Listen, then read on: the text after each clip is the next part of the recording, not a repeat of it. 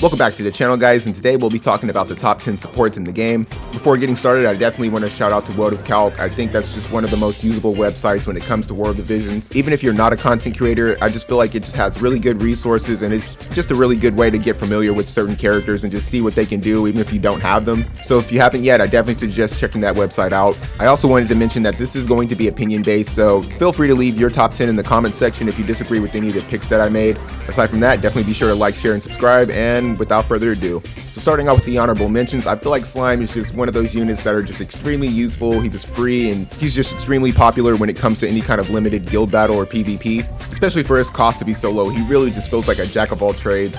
Another honorable mention is going to have to be Dark Fina. Her info wall is just extremely useful if you're using the Devout sub-job. Law of Invigoration, I feel like it's just probably one of the better heals in the game. Definitely wanted to mention Queen Macherie. I feel like Queen's Edict is extremely useful, as well as her Law of Fortitude is something that can just give you that elemental resistance. And if you want to give her more range, you can definitely go into Arithmetician. Next up, I did want to mention Amulet as well. She does have a lot of good stuff in her kit. Being able to give that 50% HP heal back is an extremely unique support, while also being able to put a magical barrier on her allies. Very similar to Queen Macherie. As long as nobody's in her range to be attacked, she will go right for that heal, and it can save your game. Next, we have regular Macherie, and I feel like her cost is something that definitely made her worth mentioning. Her Calamity Stronghold is something that can nullify a lot of status elements, and she also has Curative Prayer, which can get rid of some debuffs. And now we're getting down to the top 3 honorable mentions, and I feel like Freyevia is somebody that definitely was worth mentioning. She does have full life, stemming from her White Mage, as well as means of healing people. I just personally feel like you would probably want to use her more so as a tank than a healer. This one personally hurt, but I had to put Yuna here. Although she does have things like full life and re-raise, none of the healing that she offers really does anything beyond just that. And in no way am I saying that any of the units that are going to be ranked above her can like beat her in a one-on-one. But when it comes to the top 10 supports, I'm really trying to think about more so just keeping your team alive versus trying to rely on re-raise or full life, because they're not guaranteed to go through every time. And finally, we have Ildira. And the reason why I feel like I put her here is because her Arithmetician is going to give her a lot more range. She has a support-oriented AI. And on top of that, her Limit Break is allowing you to manipulate CT, which can just get your team moving a lot faster. And the fact that she's available to everybody through the mob shop, I feel like just earns her this spot. She's not limited or tied to any kind of banner. So I would have to say that she is above all the honorable mentions. And now we're getting into the top 10. And I had to put Minwu here. She is somebody who just has a lot of things to just keep your team alive. Her main job being Devout is going to have access to the fire buff, a debuff resistance, as well as lowering her activation time. So you can raise your max HP, your defense, and your spirit on an AoE. And this will also give her self-healing power up, which is something that definitely makes her heals more potent, while also having access to Law of Invigoration, giving you that agility, attack, and magic buff. And the heal is definitely something that's really good.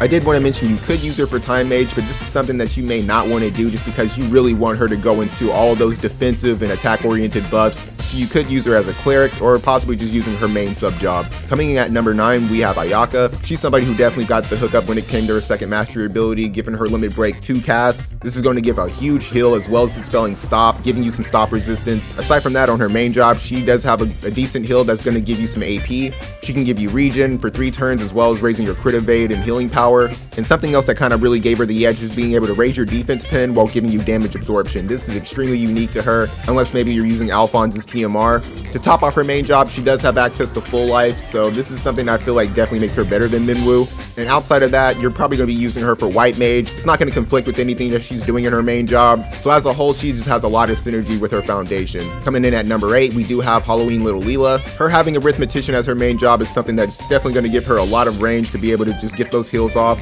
aside from giving her a lot of good range to be able to attack people. And when it comes to White Mage, she is going to have access to full life, Cura, Curata, as well as Raise. But it's mainly going to be her cost that I feel like pushes her over the edge and just gets her more usability for limited PvP. But she's really going to rely on somebody else getting the aggro and just taking all the attention away from her. And since she has really good range, as long as you have her positioned right, she's not really going to be in the range of AoEs or anything like that, because she is extremely squishy, but at the same time extremely useful. Coming in at number 7, I had to put Rosa here. Aside from having a really potent heal from her Limit Break, she's also going to be able to give 20 AP to your allies. And her main job does offer a heal that's going to be able to give you Shelf, and having full life definitely never hurts. Another thing that kind of helped her get this position is her Righteous Prayer. This is going to give you nullification to poison, blind, silence, paralysis, confusion, stop, frostbite, disable, stun. That's a lot. And as well as giving you Spirit 25 for 3 turns.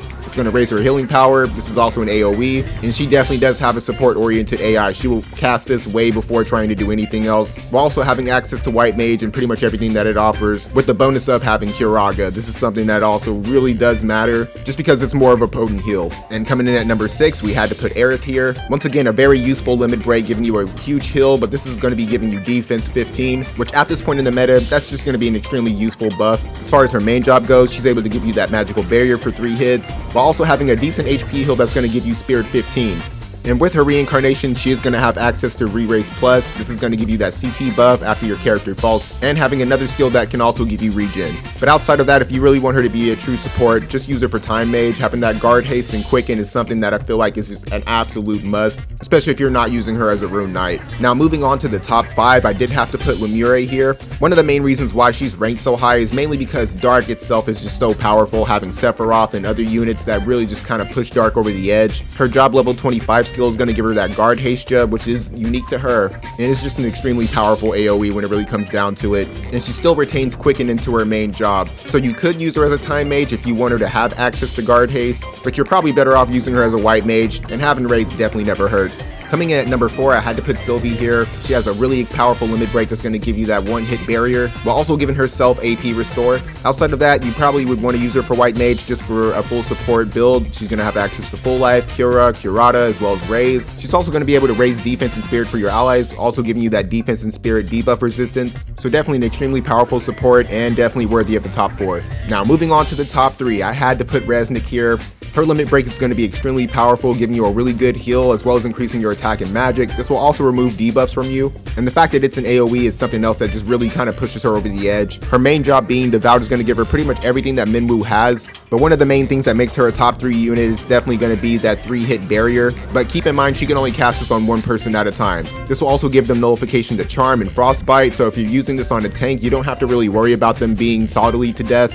As far as her sub job goes, you would definitely just use Arithmetician. This is going to give her more access to healing, while at the same time not conflicting with anything that she wants to do in her main job. She can definitely run with some bruisers and just make them absolute tanks. But one of the greater weaknesses, like some of the units on this list, is that she can get stuck in that healing loop. But regardless of that, definitely still a top 3 support. Coming in at number 2, I had to put Velis here, and that's mainly because of his ability to grant haste on himself while putting it on another unit. It's just something that can really just keep him in the fight and just make him a little bit more fast and have the ability to get those heals off a little sooner. He has a really good AoE heal that also restores AP, but not having access to Full Life or Re-Raise is just something that really always kind of irritated me about this unit. As far as his sub job goes, you can definitely use Scholar for the ice buff as well as raising the single target resistance, but you're probably better off just going with Arithmetician. This will give him more range with his heals, and like previous units, it won't conflict with anything in his main job. And finally, coming at number 1, I had to put Sottile here. Now before you light your torches and you raise your pitchforks, you really have to consider that this guy's limit break is extremely powerful. The ability to put Charm on somebody and pretty much give yourself a temporary ally on the enemy team, it's just far too unique and far too powerful for me to just say that he's not worthy of this spot. And that's not even mentioning that he's able to put Re-Raise and hate on somebody, turning them into a pseudo tank. So as long as they're a bruiser,